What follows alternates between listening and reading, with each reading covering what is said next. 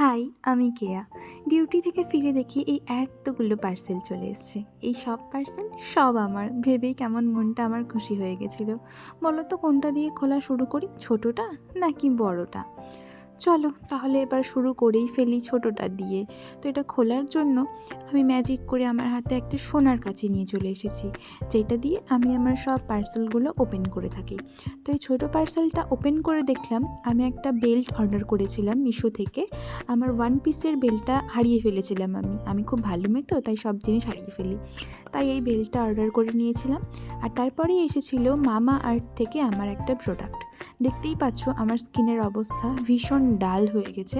এই সামারের আমি কিছু প্রোডাক্ট ইউজ করছিলাম না আমার একটু স্কিন প্রবলেমের জন্য। তো মামা আর্থ যেহেতু আমি আগেও ইউজ করেছি, তাই আমি আবার নিয়েছি।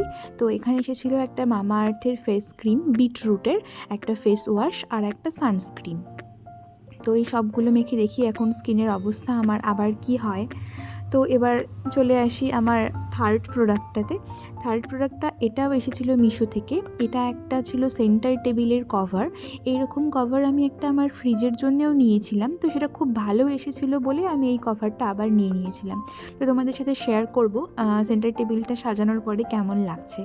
তো এখানে আরও একটা কভার এসেছিলো। তোমরা কি দেখে বুঝতে পারছো এটা কিসের কভার? বুঝতে পারলে কমেন্টে অবশ্যই জানাও। And last but not the least, এটা ছিল আজকের শেষ পার্সেল। তো এই পার্সেলের মধ্যে ছিল আমার ঘর সাজানোর জন্য কিছু ছোট্ট প্লাস্টিকের টব।